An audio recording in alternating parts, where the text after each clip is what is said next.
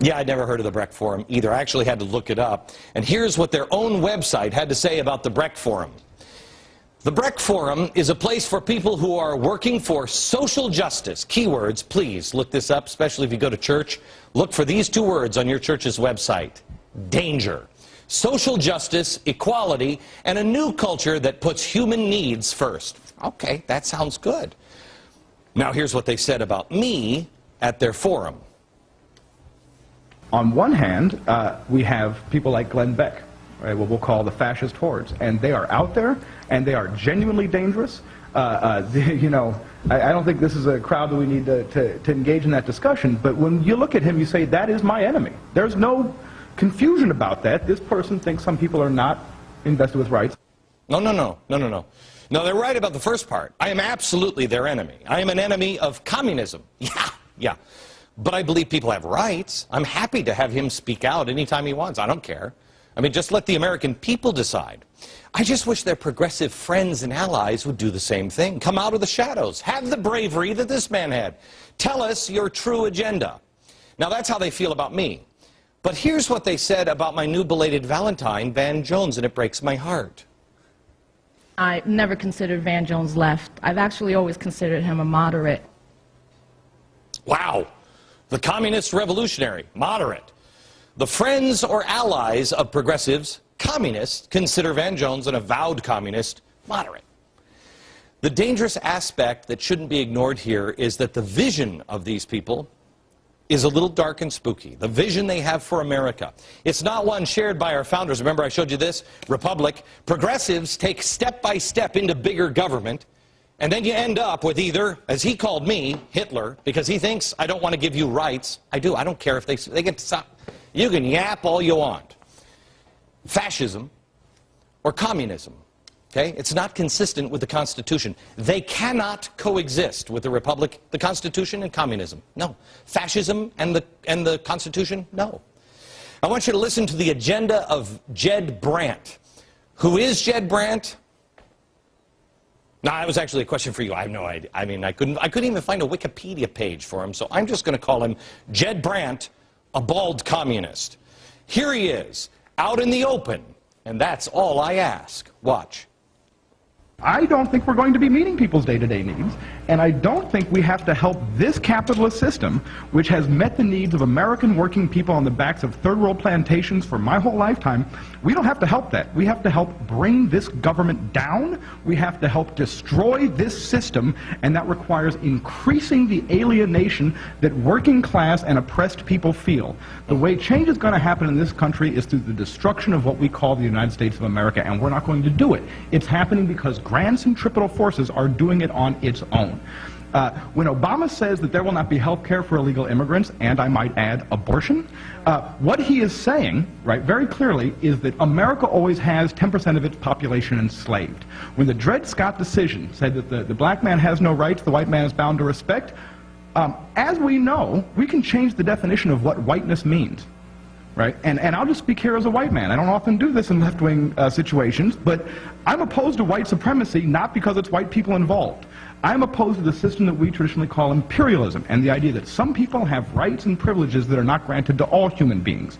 And the solution to that problem is called communism and socialism, and we should put it in our mouths. We should say it when we say, what is your politics? I'm a socialist. I demand that we have health care for people, and it's not a demand that's negotiable with insurance companies. We will take your insurance companies. We will take the farms in this country. We will shut down the military apparatus in this country, and I'm tired of being told to stuff my anger back in my pants. It's got to end. I don't want to know any more about his pants. There's a lot here. First, he says that they have to help bring this government down. Nancy Pelosi, you should tell him to watch his speech. I've never heard anything like that at a Tea Party. It's almost like we were right when we said the danger is really from the left, the extreme left. He has to help destroy this system that requires increasing the alienation that the working classes and the oppressed feel. Well, how is he going to bring that about? He says they don't have to. What was it? Grand centripetal forces are doing it on their own? Isn't that the thing with the bucket and the water? He doesn't spell everything out. He spells absolutely everything out that we've been saying about this movement right in that one soundbite. They're using Cloward and Piven, overwhelm the system, to destroy it. He claims they need to increase the alienation of the working class and oppressed. How are you going to do that? Well, you need to convince, that some people are more miserable than they actually are. You have to pit the haves against the have-nots. You have to have class warfare. You have to put a bigger burden on our already overworked system and then just sit back and watch the whole thing collapse. So what's his solution after it collapses? Oh, he'll make sure that people have the rights they deserve. Ooh. Communism will. That's the system that will provide maximum freedom to all. Jed, let me ask you a question. Have you ever heard of Joe Stalin? FDR doesn't have to apologize for Jim Crow, but we have to apologize for what Joseph Stalin did? Well, yeah. I haven't killed anyone. All I've done is fight for free speech and expanding the realm of possibility, and we should claim our movements and fight for them frontally. This goes to, the Founding Fathers were all racist. Well, it's a horrible system. Yeah. The Founding Fathers never said we have to kill 20% of the population.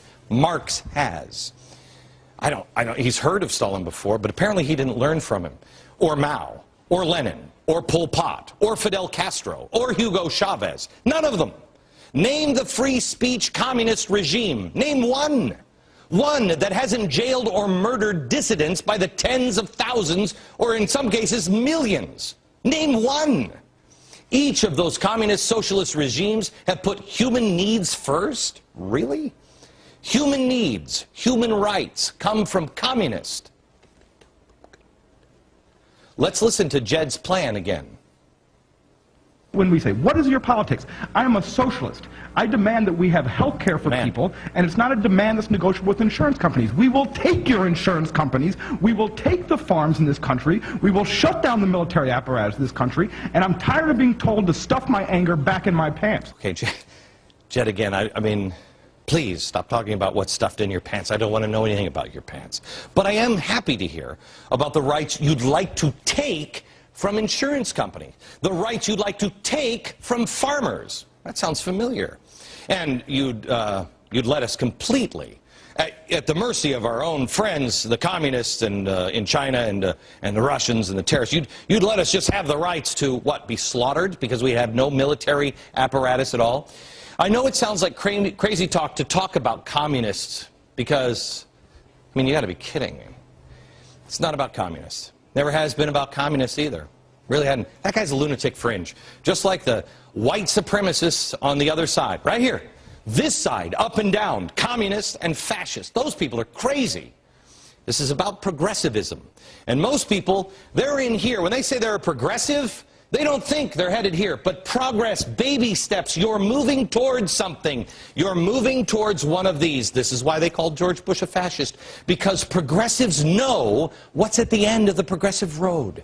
Whether it's Nazis or communists, someone has to control your life. Someone will be at the controls. Communists would like it to be them. Nazis are rooting for their side. I'm not rooting for any side. I'm rooting for this side. Wrong side of the scale, guy. This is a war for your rights, your free agency to choose for yourself. This has been a battle that has been raging since the beginning of time. There have been those who've wanted to take your right to choose away from you. Choose your own destiny.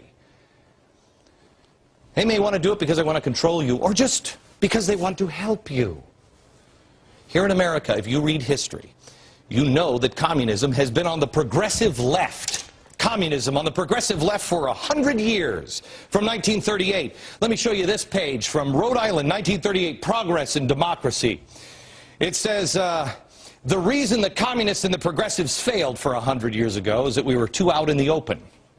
Too out in the open. Democracy. Democracy has always played an important role in the history of Rhode Island. Wait until I show you the rest of this and what's in the very back. It's important.